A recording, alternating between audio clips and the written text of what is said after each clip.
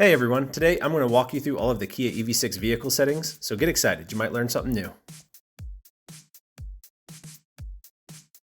So I want to make sure you know these settings exist and where to find them in the menus, but also what the settings mean. So I'm going to go through all the settings and explain them for you guys.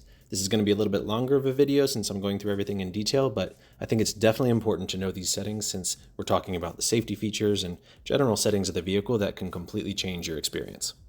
So jumping right in, to access the vehicle settings from the home screen, you tap on the setup icon and then tap on vehicle. This opens up the settings and there are two views for the settings that you can switch between by tapping on the arrows here.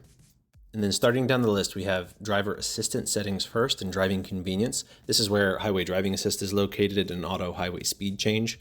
So highway driving assist is a beefed up adaptive cruise control basically. It automatically adjusts your speed relative to other vehicles up to your set speed, and it also has lane centering, which keeps you in the middle of your lane. That's the green steering wheel icon in your gauges when it's active. There's also an auto speed change feature that you can activate, which automatically adjusts your speed based on navigation data. So if there are sharper turns and it thinks you probably should slow down a little bit for it, it'll automatically do that for you. Personally, I leave that off. Next up are the speed limit settings. This is where you can set an offset amount based on your current speed limit and have it automatically adjust your set speed when using highway drive assist, or it can give you a little warning when you're over that limit. The warning is nothing major like beeping or something like that. It just lights up the speed limit in your gauges in red when you're over your offset amount, which honestly I like. Up next is warning timing. This is where you can adjust if you want the system to warn you normally or later than it normally would. I don't find the systems intrusive at all though, so I recommend keeping it in the standard setting. Next is warning sound and haptic. So here you can adjust the warning volumes and have it lower the volume of audio like music if there's a safety warning or when you're using the parking assist camera. Then we have the driver attention warning section. Here you can set it to notify you when you're stopped and the car in front of you starts moving. It can also provide a warning when it thinks you aren't as attentive as you should be, like the lane keeping system is having to activate a lot to keep you from going in other lanes. So that can be helpful if you're doing road trips or late night driving. Next up, we have the forward safety settings, which are very important. The EV6 has active assist capability where it will provide a warning and vehicle control when a risk of a forward collision is detected, meaning it will actually slam on the brakes for you if it thinks you're going to hit something. I 100% think this is something that should always be active. It can save you from hitting another vehicle, a pedestrian, someone on a bike. There is the option for just a warning or disabling it, but please keep the active assist on for your safety and for the safety of others. Then we have lane safety. This is the lane keeping function where if you have the assist on and start to move out of your lane, it'll gently bump you back into your lane, and it'll also beep if you cross the line markings. You can set it to just give you a warning, but I recommend keeping it on. It's not as intrusive as other systems I've seen in other vehicles, so I like it. Next is blind spot safety, which again is very important. If you have the GT line or the Win with the Tech package like I do, you have the blind spot view monitor, which uses the cameras on the side of the vehicle to show you your blind spot area in the gauges when you activate your turn signal, which is nice. There's also safe exit assist, which is helpful, especially on city streets. It'll actually warn you if you go to open your door and there's a vehicle coming up so you don't get hit. Now for the blind spot safety itself, there's an active assist option and a warning only option. With both, you get a warning in your gauges and on your mirrors when someone's in your blind spot. And if you turn on your turn signal, it'll beep at you and flash letting you know someone's there. When the assist is on though, it'll also control the vehicle steering a little bit if it detects you're going to actually hit somebody. Next, we have the parking safety. So again, with the GT line and the Win with the Tech package, you have the 360 camera. You can set it to automatically turn on the camera when the parking distance warning activates.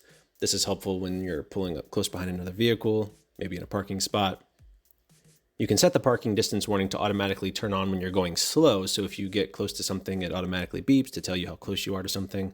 And with what I just talked about, automatically turn on that surround view camera. Then we have the rear active assist. This gives you a warning and will actually hit the brakes for you if you're about to hit something when backing up. I definitely recommend keeping that on so you don't accidentally hit something or someone. And then there's rear cross traffic safety, which also gives you a warning and hits the brakes if it detects a vehicle coming up behind you from the side when you're in reverse. This is especially helpful when backing out of a parking spot. And that's everything in driver assistance. So next up is drive mode. Here you can adjust the braking mode between normal and sport. Sport is just a little bit more responsive, a little more touchy.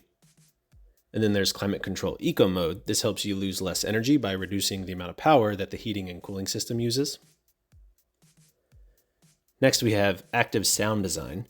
This is pretty neat, and actually I'm going to do a detailed video on this in the near future, but here you can set an artificial engine sound for inside the vehicle. They have a few different sound types, and you can adjust how much sound you want it to make. Then we have the instrument cluster settings. You can set the theme to automatically change with the drive mode, or if you like one of the themes in particular, you can set it to be on that one all the time.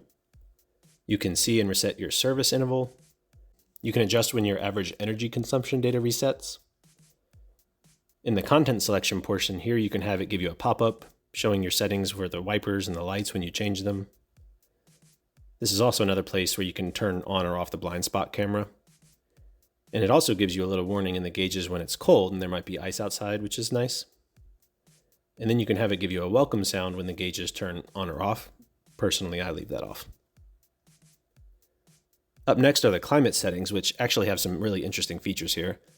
So in the recirculate air settings, you can have it automatically switch to recirculate air when you use the windshield washer fluid. And when you enter a tunnel, you can have it automatically recirculate the air as well, which is really convenient. And then there's automatic ventilation. So here you can have it automatically dehumidify the air by switching off recirculate after you've been using it for a while. And there's a smart ventilation setting that when the climate control system is off, fresh air ventilation is activated to maintain the air quality in the vehicle. Then we have the defog and defrost options. You can set it to activate fresh air ventilation and AC to remove windshield moisture when the button is pressed. But then you can have it set to automatically do this when the car detects that the humidity level is too high, which is pretty cool. Then we have climate features settings. Here you can enable automatic drying, which is really nice. After the car is turned off, the fan will automatically dry the AC and prevent mold growth. And you can enable or disable the climate control eco mode that I mentioned earlier here as well. Now for the seat settings, you can have it display a notification when the seat position is changed. And you can set up what they call easy access, where the seat automatically moves to make it easier to get in and out of the car, which personally I am a big fan of since I'm pretty tall. Next we have light settings. You can adjust how many times your turn signal will flash when you tap it slightly but don't fully activate your turn signal. You can also adjust the welcome mirror and light function where the mirrors unfold and the puddle lights activate. And you can enable or disable the headlight delay where the lights stay on for 15 seconds after you leave the car with it off and the doors closed. And you can enable high beam assist, which automatically turns off your high beams when an oncoming vehicle is detected, which is good to have. Getting close to the end here, we now have the door settings. You can adjust the doors to automatically lock when you shift to drive or reverse or when you start moving. Then for unlocking, you can have it automatically unlock when you shift to park or when the vehicle is turned all the way off. You can also enable two-press unlock, where when you unlock using the key fob, it unlocks the driver door on the first press and the rest of the doors on the second press. Then we have the power liftgate feature. You can adjust the opening speed and the height, which is nice.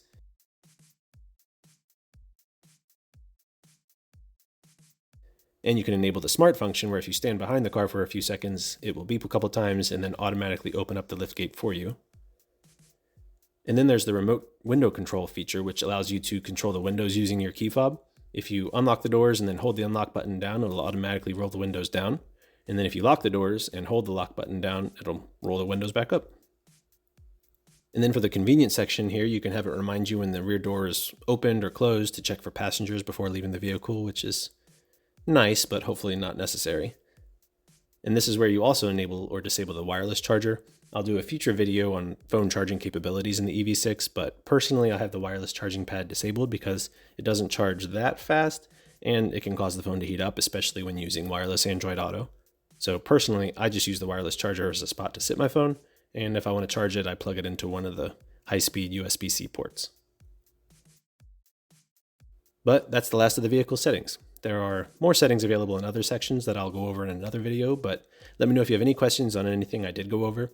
If this video was helpful, please hit the like button. It really helps me out. And be sure to subscribe for more videos. I have a lot more coming. But thanks for watching, and I'll see you in the next video.